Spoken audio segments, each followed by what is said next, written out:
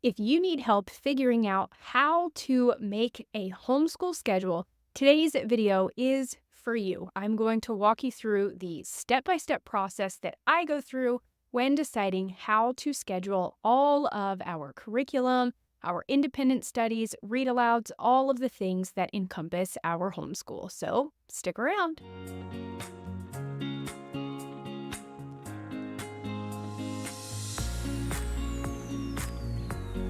This video is walking you through the step-by-step process that I use in making our daily schedule, deciding how many days a week we are going to school, how many weeks we will need, what lessons that we need to cover, just making sure that we get everything done that I have on our list, or at least most of those things.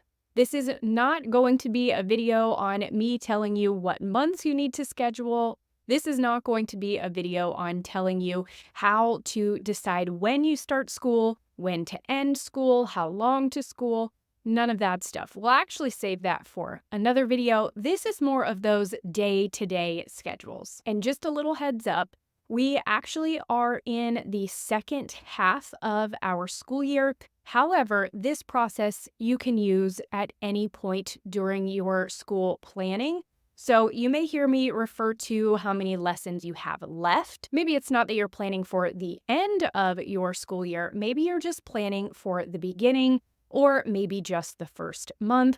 Whatever that looks like for you, this process can still be applicable and useful to you. So the first thing that you're going to want to do is to put all of your curriculum out on the floor, on the floor and the table, wherever you can. Put all of those books, teacher's guides, student books, all of the things where you can see them and easily pick them up, go through them. You want to make sure that all of the curriculum that you're going to need is out and easily accessible to you. Then, starting with one of those curriculums, whichever one your heart desires, you're going to look through it and you're going to figure out how many lessons in that particular curriculum are left in order to finish the curriculum, or maybe you want to get to a certain point during this quarter, and so you're going to figure out how many lessons you need to cover to get to that stopping point.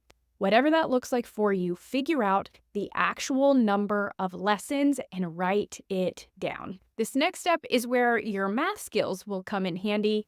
You could probably even recruit one of your kiddos to help you with this, but you're going to want to figure out how many weeks you have until that predetermined date and how many days. It will be incredibly helpful for you to write down both of these numbers, how many weeks you have and how many days you have.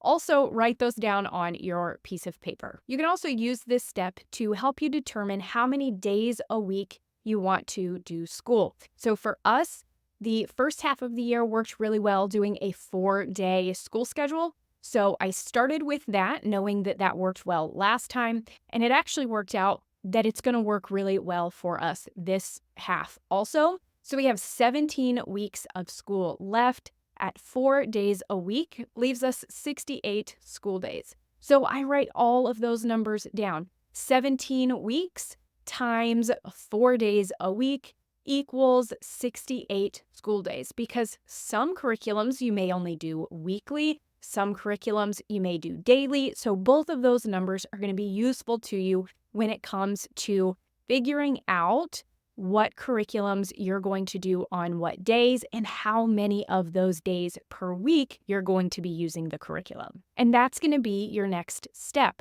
Looking at that particular curriculum that you have pulled out and decided how many lessons you want to complete, you're going to figure out, given the time frame that I now have, how days and weeks, how many of those lessons do we need to complete each week? Is this a curriculum that we need to be doing daily in order to successfully reach where I want to end on my end date?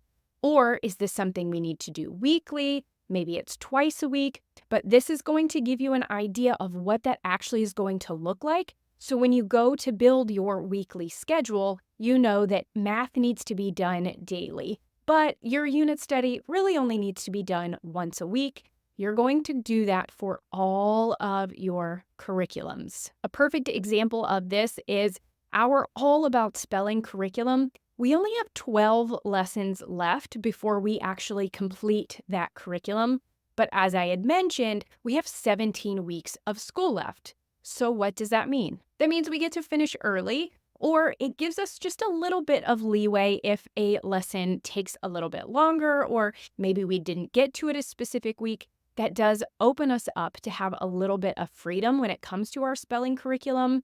But I know that we will have plenty of time to get it finished, so I'm just going to schedule it for once a week. Another example is for our human body curriculum. There's 34 lessons in that unit, but again, we only have 17 weeks of school left. So that means we need to do 2 of those lessons each week in order to finish that curriculum by the end of the year. Unfortunately, that means we have a little less leeway with that. Really, we don't have any leeway. But knowing that I have those spelling days, maybe that would open up the opportunity to add in an extra human body lesson if we need it, kind of as the time comes. I can worry about those things later, but it just kind of gives me a little bit of comfort now as I'm scheduling and I can see it all laid out, knowing that there is a little bit of flexibility. But for us, it's the end of the year. So even with that, that means we really need to stick to our schedule and really make sure we finish out strong. Now that you have completed that entire process, you have looked through all of your curriculum, you have decided how many lessons need to be completed and how many days and weeks for all of those curriculums need to be done in order to get you to the point that you want to be in. Now you're going to make your weekly schedule. One important thing that needs to be noted is any outside commitments that you already have scheduled. So any doctor's appointments that you already know of, those dentist appointments can creep up on you. So make sure you think about dentist appointments. Maybe you have certain therapy appointments that you need to do weekly. Maybe your kids play sports or they're in some type of art class. Whatever that looks like, notate that on your weekly schedule so that you can take that into account when planning your homeschool day. An example for us is Tuesday. We have an outside commitment that starts a little bit earlier in the afternoon. So I plan for a little bit of a shorter day on Tuesday just to make sure we're actually completing what we'd like to, but we're not stressed, making sure that we have finished a really heavy load of schoolwork that day and then transitioning to an outside commitment. So a lighter day on Tuesdays works really great for us, but I have to make up for that in other days, which tend to be Wednesdays and Thursdays in our particular situation. So all of those things you want to take into consideration when deciding what curriculums you're going to do on certain days. So I'm going to briefly share with you what a few days in our schedule look like to give you an example and so you can see what I mean when I say to assign certain curriculums to certain days. So for example, on Monday tends to be a little bit busier day for mom. So I keep it simple with the things that my daughter and I need to do together. So that's our spelling lesson, our history unit, and math.